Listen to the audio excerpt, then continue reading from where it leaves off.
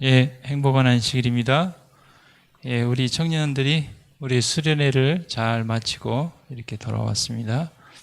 오늘 저녁 운동의 방법에 대해서 좀 살펴볼까 합니다.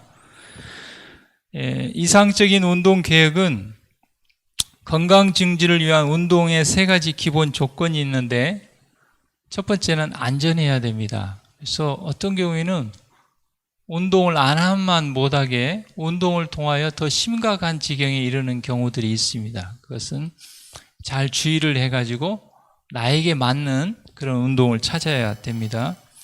그 다음에 효과가 있어야 됩니다. 운동을 하면 효과가 있어야 돼요. 그 다음에 세 번째는 재미가 있어야 됩니다. 그래야 지속적으로 할 수가 있습니다. 그래서 이렇게 이제 헬스나 이런 거 혼자 하는 운동도 혼자 하기보다는 이렇게 그룹을 져가지고 어떤 동아리를 만든다든지, 요즘은 코로나 때문에 그런 여러 가지 제약이 있습니다만은 같이 할 때, 걷는 것도 혼자 걷는 것보다는 어떻습니까? 약속을 하고 둘이 같이 하면 지속적으로 할 수 있지 않습니까? 그래서 건강 증진을 위한 운동의 세 가지 요소는 안전해야 되고, 효과가 있어야 되고, 재미가 있어야 됩니다. 운동의 유의사항 중에 이 가부화의 원칙이 있는데, 그냥 평상시처럼 그대로 똑같이 해서는 효과가 없습니다. 일상적인 기능 수준 이상으로 좀 힘을 써야 돼요. 그래서 평상시에 아무 일도 않고 이렇게 왔다 갔다만 하면 한 1000보 걷는다. 그러면 그래도 운동을 한다 하면 어때요? 2000보, 3000보, 5000보는 돼야 그런 운동의 효과가 있는 것이죠. 그 다음에 점진성의 원칙입니다. 체력에 따라 점진적으로 강도와 시간을 증가시키는 것입니다. 그래서 그 헬스장에서도 보면 그 트레이너가 그 무게를 조금씩 올리지 않습니까? 마찬가지로 지난달에는 한 20분 걸었다. 그럼 이번 달에는 한 30분. 이렇게 조금씩 시간과 강도를 증가시켜 나가는 것입니다. 그 다음에 반복의 효과인데, 규칙적으로 반복할 때 효과가 있습니다. 그래서 바짝 했다가 또 안 했다가 안 했다 이러기보다는 규칙적으로 이렇게 반복해서 할 때 효과가 있습니다.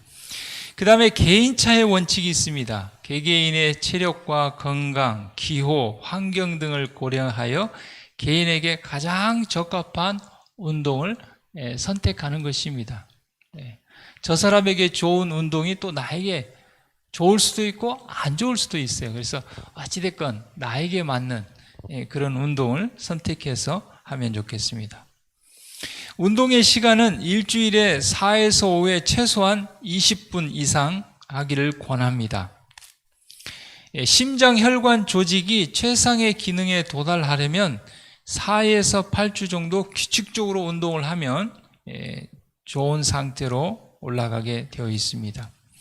그리고 4일 운동하고 3일 쉬는 것보다는 똑같이 그렇게 4일을 한다고 하면 하루하고 하루 쉬고 하루하고 하루 쉬고 이렇게 격일제로 하는 것이 더 효과가 있다고 합니다. 그 다음에 우리가 10주 동안 전혀 운동을 하지 않으면 완전히 운동을 하지 않는 상태로 돌아가기 때문에 처음부터 다시 시작해야 한다. 그래서 저도 지난번에 코로나 때문에 한 몇 달을 운동을 안 하고 쉬었다 다시 하려니까요, 다 잊어버리고 잘 안 되더라고요. 적당한 운동의 선택에 있어서 심장병, 고혈압, 당뇨병, 뇌졸중, 유전적 질환은 이 취약성이 있는 질병이기 때문에 아주 전문가의 조언을 듣고 적당한 운동을 선택해야 됩니다. 떨림, 호흡곤란, 현기증, 원인 불명의 두통, 장시간 보행 시 관절에 문제가 생긴다든지 현재 사용 중인 약 이런 것들을 다 고려를 해서 적당한 운동을 선택해야 됩니다. 운동 능력을 검사해서 A, B, C, D급으로 나눴을 때 A급은 특별한 이상이 없이 운동할 수 있는 그런 정도입니다. B급은 신체 검사에 의해서 이상 소견이 있어서 운동 처방이 반영되어야 되는 그런 정도입니다. C급은 협심증이나 급성 질환이 있기 때문에 그런 경우에는 전문가의 조언이 필요합니다. 그래서 참 우리 성도님들은 듣고 아는 게 많잖아요. 그렇죠? 우리가 자주 뭐 건강 세미나도 듣고 건강에 대한 권면도 있고 이러다 보니까 자칫하다 보면 전문가 의견을 안 들어요, 그냥. 그래가지고 뭐 자기 생각대로 한다든지 누가 그랬다든지. 물론 이제 A급이나 B급 정도는 괜찮을 것 같아요. 조금 실수를 해도. 그러나 C급이나 D급 이 정도 되는 경우에는 틀림없이 전문가의 조언을 들어야 됩니다.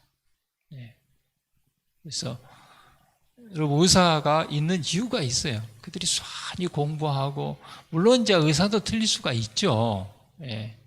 그러나 전문가와 비전문가는 차이가 있어요. 그냥 뭐 대충 들어서 아는 지식을 가지고 그렇게 해서는 안 되는 것입니다. 특별히 건강 상태가 아주 어려운 그런 지경에 있는 경우에는 전문가의 조언이 꼭 필요합니다. 그리고 이제 D급에 해당하는 사람은 운동을 하면 위험하거나 오히려 악화될 가능성이 있기 때문에 정말 주의를 해야 됩니다. 그래서 어떤 경우에는 어때요?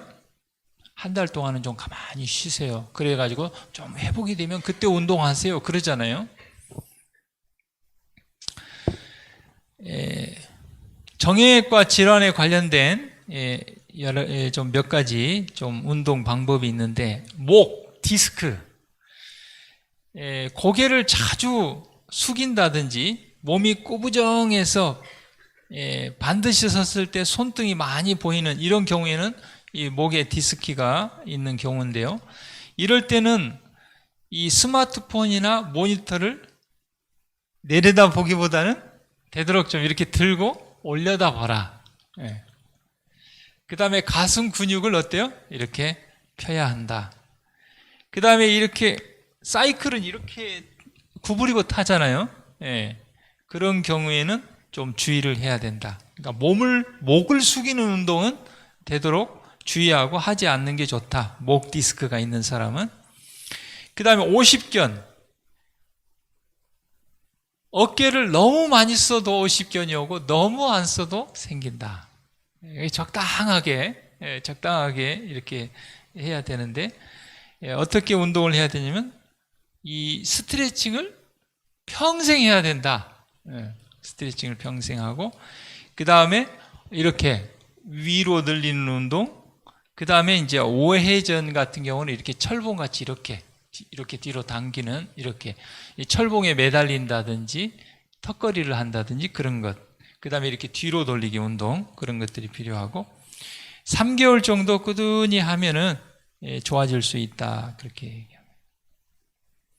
그 다음에 팔꿈치, 엘보. 그래서 이제 테니스나 골프나 배드민턴이나 이런 사람들이 건강을 위해서 운동을 했는데 엘보가 오는 경우들이 많아요. 그래서 저도 운동하라고 하면 여기에다도 뭘 감고 막 무릎에다도 뭘 감고 그래가지고, 그게 뭐냐면 너무 심하게 하니까 그런 거예요. 그래서 이런 경우에는 근육이 약해서 염증이 발생하기 때문에 근육을 키워야 된다. 그래서 대개 우리가 안 쓰던 근육을 사용하면 염증이 생깁니다. 문제가 발생을 해요.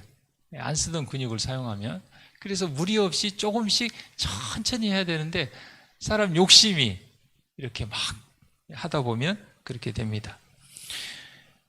그리고 이제 좀 그런 경우에는 좀 쉬어줘야 되는데 또 쉬지 못하고 계속 그렇게 하다 보니까 잘 낫지 않습니다.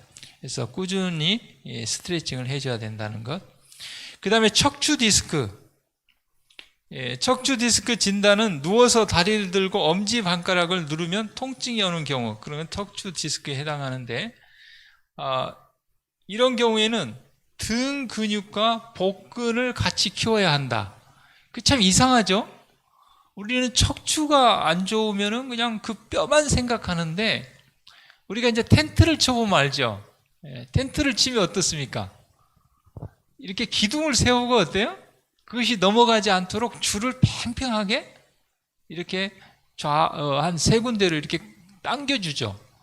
그러니까 그 세우는 그것이 폴대가 척추라고 하면 끈으로 당겨주는 것은 근육에 해당되는 것이에요.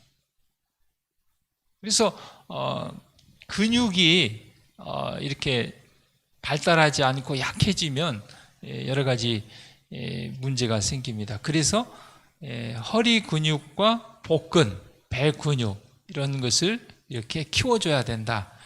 뭐 여기 나오는 것은 다 이제 이렇게 헬스 용어인 것 같은데, 뭐 잇몸을 일으키기라든지 팔굽혀펴기라든지 이런 것들이 우리에게 필요합니다.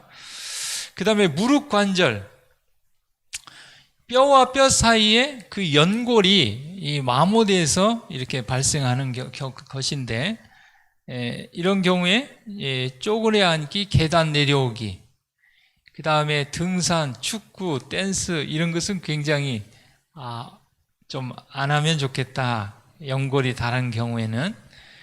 그 다음에 체중을 감량하고 허벅지 근육을 키우는 운동을 해야 된다.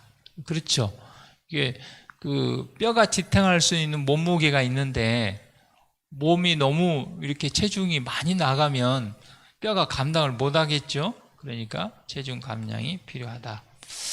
그 다음에 족저근막염, 그 다음에 아킬레스 건염, 이 발 뒤꿈치 통증으로 운동 부족으로 힘줄 인대 염증이 발생하는 경우인데요. 여기에 따른 운동은 벽을 바라보고 두 손을 댄 후 아픈 발을 뒤로 빼고 앞쪽 무릎을 구부리면서 몸을 벽에 닿게 한다. 경사가 있는 스트레칭 보드에 서 있으면 스트레칭이 된다 그랬습니다. 그래서 우리가 좀 집에서 이렇게 좀 스트레칭만 이렇게 잘 해줘도 몸이 좀 유연하고 건강할 수 있을 것 같습니다. 그 다음에 준비 운동입니다. 대개 우리가 준비 운동을 합니까, 안 합니까? 그래서 제가 보니까 등산도 이렇게 전문적으로 이렇게 잘 하는 사람들은 산에 올라가기 전에 몸을 풀고 올라갑니다. 이렇게 발목도 돌리고 손목도 돌리고. 그래서 등산하다 또 크게 다치는 사람들이 있잖아요. 그래서 준비 운동을 한 사람하고 안 한 사람하고 또 큰 차이가 있어요. 그래서 운동을 통한 맥박 증가나 체온 증가 또는 근육 운동은 점진적인 증가가 필요하다. 갑자기 막 이렇게 맥박이 올라간다든지 근육에 이렇게 충격이 가해진다든지 그러면 막 쥐가 나기도 하고 그렇게 되는 거죠. 그래서 5분 정도 맨손 조절로 몸의 근육을 펴주고 풀어준다. 그래서 우리가 여름에 물에 들어갈 때도 어떻습니까? 물 이렇게 몸에 이렇게 심장 부위 끝에서부터 쭉 이렇게 하고 나면 물 들어갈 때 괜찮은데 갑자기 물에 뛰어가 심장마비 돼가지고 죽는 경우도 많잖아요. 그 다음에 단순한 준비 운동은 2분간 가볍게 뛰어주는 것만으로도 이렇게 체온도 올라가고 맥박도 서서히 올라가고 이렇게 준비 운동이 된다는 것이죠. 근육질을 강하게 하는 운동을 병행하는 것이 필요하다. 이렇게 운동에 있어서 근육이 굉장히 중요한데 벽 밀기나 테이블 밀기, 팔굽혀펴기, 머리에 손을 얹고 발을 고정시키고 상하 운동을 하기, 이런 근육을 강화하는 운동들이 우리에게 필요하다.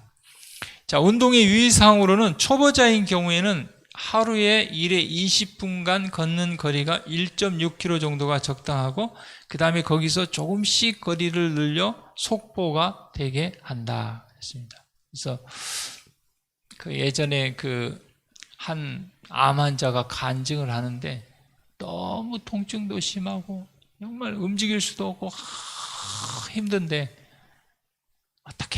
어떻게 해서 그냥 뭐라 그럴까요? 정상적인 사람 같으면 금방 갈 수 있는 그 거리를 시간을 걸려가지고 저만큼 조금 그래도 움직이고 또 거기서 조금 더 움직이고 조금 더 움직이고 그래서 완전하게 회복됐다는 그런 간증을 제가 들은 기억이 납니다. 우리가 운동을 하는 이유는 생명을 사랑하기 때문에 운동을 하는 것이지 어떤 의무감이라든지 경쟁적인로 운동을 하는 것은 삼가해야 된다.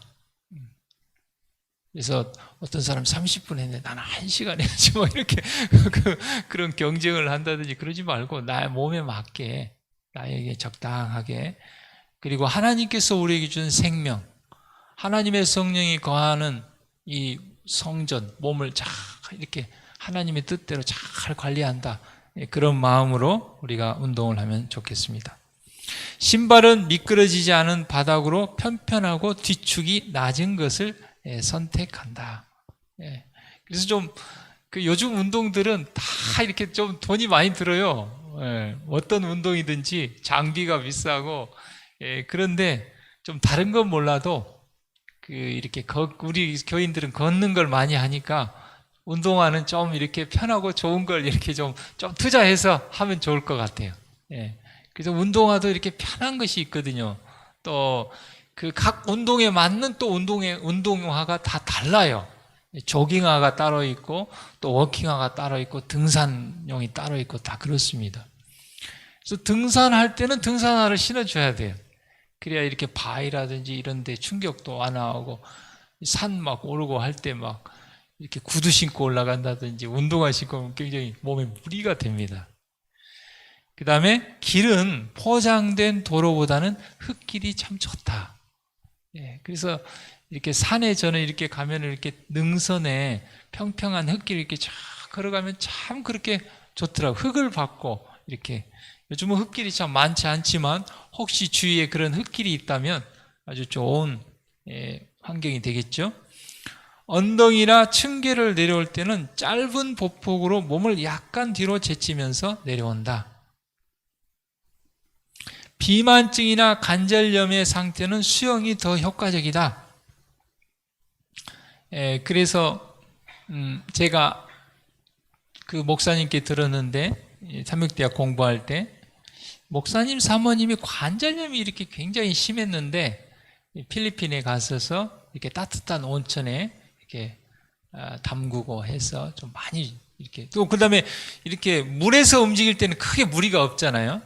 그래서 꼭 이렇게 어떤 뭐 자유형, 저병평 이걸 안 배우더라도 이런 관절염이 있고 이런 사람들이 물속에서 이렇게 걷기만 해도 굉장히 운동에 효과가 있습니다. 그래서 지난번에도 우리가 그 표를 봤지만 수영이 굉장히 운동 강도가 있죠.